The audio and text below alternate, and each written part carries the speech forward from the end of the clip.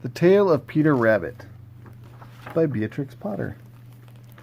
Once upon a time there were 4 little rabbits, and their names were Flopsy, Mopsy, Cottontail, and Peter. They lived with their mother in a sandbank, underneath the root of a very big fir tree. "Now, my dears," said old Mrs. Rabbit, "one morning you may go into the fields or down the lane, but don't go into Mr. McGregor's garden. Your father had an accident there. He was put in a pie by Mrs. McGregor." Why would somebody put a rabbit in a pie? Well, rabbits are pretty tasty. Ew, I don't think so. They're just cute. Okay. Now run along and don't get into mischief. I'm going out. Then old Mrs. Rabbit took a basket and her umbrella and went through the wood to the baker's. She bought a loaf of brown bread and 5 currant buns.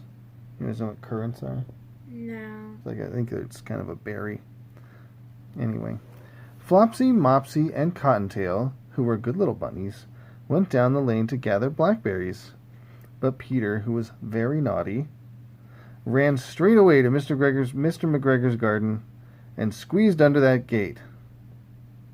First he ate some lettuces and some French beans, and then he ate some radishes. Why did he disobey his mother? Well, it says right there that he's a naughty rabbit. That tells you why he disobeyed his mom. And then, feeling rather sick, he went to look for some parsley.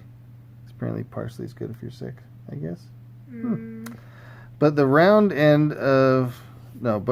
end of a cucumber frame, whom should he meet but Mr. McGregor? Oh no. Mr. McGregor was on his hands and knees planning out young cabbages. But he jumped up and ran after Peter, waving a rake and calling out, "Stop, thief!" I think that's how he sounds. What do you think? Peter was most dreadfully frightened. He rushed all over the garden, for he had forgotten the way back to the gate. He lost one of his shoes among the cabbages, and another shoe amongst the potatoes. After losing them, he ran on all 4 legs and went faster, so I think he might have gotten away altogether if he had not unfortunately run into a gooseberry net and got caught by the large buttons on his jacket. It was a blue jacket with brass buttons, quite new.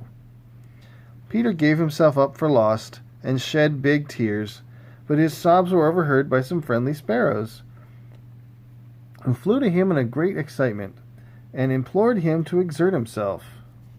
I mean, say, keep trying. That's what it means, exert himself. Mr. McGregor came up with a sieve, which he intended to pop down on top of Peter, but Peter wriggled out just in time, leaving his jacket behind him, and rushed into the tool shed and jumped into a can. Looks like a watering can.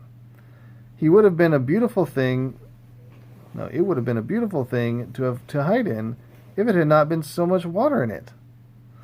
Mr. McGregor was quite sure that Peter was somewhere in the tool shed, perhaps hidden underneath a flower pot.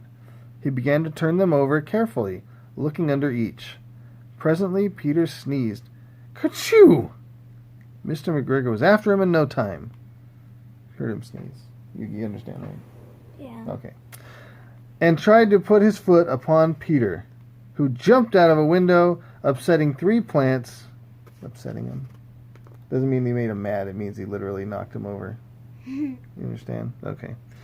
The window was too small for Mr. McGregor, and he was tired of running after Peter. He went back to his work. He was like, "That rabbit's too much trouble." Peter sat down to rest. He was out of breath and trembling with fright, and he had not the least idea which way to go. Also, he was very damp with sitting in the can. After a time, he began to wander about, going lippity-loppity, not very fast, and looking all around. He found a door in a wall, but it was locked, and there was no room for a fat little rabbit to squeeze underneath. An old mouse was running in and out over the stone door step, carrying peas and beans to her family in the wood. Peter asked her the way to the gate, but she had such a large pea in her mouth that she could not answer. She only shook her head at him, and Peter began to cry. Oh, that's very sad. Then he tried to find his way straight across the garden, but he became more and more puzzled. Presently, he came to a pond where Mr. McGregor filled his water cans. A white cat was staring at some goldfish. She sat very, very still. But now and then the tip of her tail twitched as if it were alive. Peter thought it best to go away without speaking to her. He had heard about cats from his cousin, little Benjamin Bunny. He went back toward the tool shed, but suddenly, quite close to him, he heard the noise of a hoe. Scritch, scratch, scritch. Peter scuttered underneath the bushes, but presently, as nothing happened, he came out and climbed upon a wheelbarrow and peeped over. The first thing that he saw was Mr. McGregor hoeing onions. That's where the noise came from, I think. What do you think? Yeah, okay. His back was turned towards Peter, and beyond him was the gate. See it? It's right there. Right there.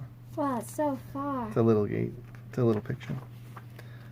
Peter got down very quietly off the wheelbarrow, like super quiet, and started running as fast as he could along a straight walk behind some black currant bushes. Mr. McGregor caught sight of him at the corner, but Peter did not care. He slipped underneath the gate and was safe at last in the wood outside the garden. Mr. McGregor hung up the little jacket and the shoes for a scarecrow to frighten the blackbirds. Peter never stopped running or looked behind him till he got home to the big fir tree. He was so tired that he flopped down upon the nice soft sand on the floor of the rabbit hole and shut his eyes. His mother was busy cooking. She wondered what he had done with his clothes. It was second little jacket and pair of shoes that Peter had lost in a fortnight. That's like 2 weeks, I think. Is that a fortnight? What's a 14 days. 14 days, 2 weeks. Wait, what? Isn't that interesting? Wait, Fortnite? are they talking about like It's not just a Fortnite, video the game. game? Or Okay, so this book was written a really long time ago. Long before the video game named Fortnite came around. So I'm going to say no. okay. I would say Fortnite got its name from the word meaning for 2 weeks worth of time, 14 days. That's a fortnight. People usually stay up for 14 days. Maybe that means that's how long you would stay in a fort. What? You know what? Probably I think not. I think you're like fighting and you're building forts to protect yourself. Now, let's get back to the story. There's only a few things left. I am sorry to say that Peter was not very well during the evening. His mother put him to bed and made some chamomile tea, and she gave a dose of it to Peter. 1 tablespoonful to be taken at bedtime. But Flopsy, Mopsy, and Cottontail had bread and milk and blackberries for supper. You know why? Why? Because they were good little bunnies, and they got their yummy little meal of bread and berries and milk. Ta-da! Next time, the tale of Benjamin Bunny.